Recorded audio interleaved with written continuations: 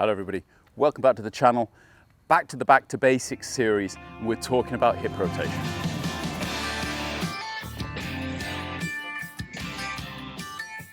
I don't think there's probably any other body part that's talked about as much in a golf swing as your hips. You've got to turn your hips. I think we all know that. The trouble is that we just don't know how.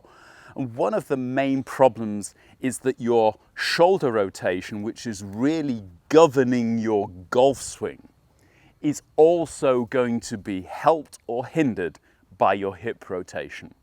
Obviously, the two of them are joined together. You have a shoulders and then your spine and then your hips, plus all this meat around the middle. So when you're actually trying to rotate your shoulders, your hips, if they go with you, will actually help this. In fact, by using your hips correctly, you can accelerate the shoulder rotation, help the shoulders to rotate quicker, accelerate the golf club and hit the golf ball further.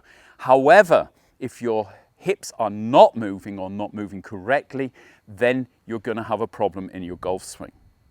So today I want to talk about how you should be moving your hips and give you a couple of ideas of how you can actually practice this. The first thing to understand is that you are not moving your hips, you're moving your legs, and they're moving your hips. The hips, if you just think about moving your hips, you will tend to do this, a kind of a twisty movement. And twisting your hips might move them, but it won't be enough movement for the dynamic golf swing that we're wanting to make. So if you think of the hips like this golf club, I can actually move them by twisting the center, which is what I'd be doing here, but I can get more leverage if I press the outside of the hips. If I press the right hip forward and the left hip back in that manner, I'm going to be able to get far more rotation and far more speed. In fact, my legs are some of the strongest muscles in my body. And if I use them correctly, I can actually get my hips rotating not only freely, but very dynamically. So it's all about using your legs to turn your hips, not simply turning your hips. And the way that we use our legs is very important. So I want you to understand what's actually happening. When you turn away from the golf ball, obviously the rotation of your shoulders, because of the connection, will help your hips to go. And your hips can either resist this or they can go freely with it. Now, a lot of very flexible tour professionals are actually resisting a little bit in the backswing so that they don't get too much rotation. This is probably not a problem for hobby golfers. On the contrary, it would be very good if you allowed your hip to simply follow your shoulder rotation. So as your lead shoulder comes down, you should be allowing your hips to turn freely. How they turn, however, is governed by your knees and your legs. If you hold your legs stiff, you are not going to be able to turn your hips very far. If you leave both knees bent, you will turn a little bit further. However, if you allow your trail knee to straighten and your lead knee to bend a little, you will get not only more rotation in your hips, you will actually cause your hips to tilt. Now, you might think that that would be a negative in the swing. You're changing the height of the trail hip and the lead hip, dipping one and lifting the other. But that is something which will benefit your swing, and it will also benefit your coordination of your swing. So although I don't want your trail leg to go into total extension to become totally straight, I do want you to have the feeling that as you rotate back, your trail leg is straightening. At the same time, I want you to feel that your lead leg is coming forward and bending very slightly. And this will give you the feeling of tilting. It will also help you to get that lead shoulder down, which is so difficult at the beginning of the swing. If you don't allow this lead leg to bend, it's really very difficult to get enough bend in your trunk in order to get that shoulder down. But by allowing it to tilt slightly, you will actually be able to get down there, get the pelvis to tilt through this slightly relaxing of the lead knee joint.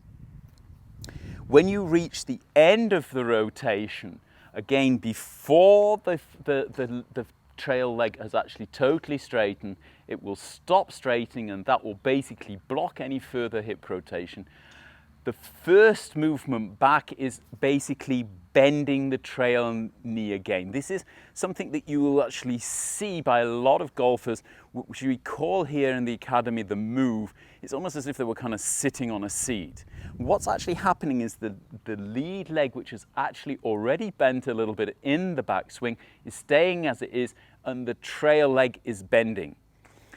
At the same time, the hips will start to rotate, and you should be applying force from the lead foot back away from the ball and with the trail foot towards it. So it's almost as if you're going to push this lead hip back out of the way and push the trail hip through. When you're thinking about the pressure on your feet, as you go back and straighten the leg, you will actually feel the pressure on your foot move back in your stance or on your foot towards your heel, but it should never reach your heel. As you go back, the pressure on your feet will come forward to the ball of your lead foot. Now, I know a lot of people have talked to you about weight transfer, and because you now have your arms and your club on the right side of your body as a right-handed golfer, or on your trail side for everybody else, then there will be a small transfer of weight, but you want to really have more of the feeling of keeping centered. And certainly as the trail leg goes into extension and the lead leg bends a little bit, you want to have pressure on that lead foot. Only when you have pressure on both feet can you press around, and I'll leave a link to a video upstairs, up here, which will actually explain that in a little bit more depth, how the pressure on your feet work. For you beginners, it's just a question of turning away from the target, letting the trail leg straighten, the lead leg bend. Bending then the trail leg and pushing around the hips with your legs. Straightening, first of all, the lead leg and then straightening the trail leg and getting that hip rotation. And you really want to have this feeling of almost like a little kind of dance, a little kind of rotational movement where you can feel almost like a cat pawing the mat, how your feet are pushing your hips round. This is a kind of an aerobic session you could do every morning in order to get this kind of nice kind of flowing movement. You see how it keeps my axis centered over the ball. If I keep knees bent, I'm likely to kind of wander over here, whereas straightening the trail knee will actually keep me centered, almost as if I was standing in a barrel. As I then start down, the trail leg bends again, helps me to start the movement, and then pressing into the ground with both feet, will actually turn your hips better.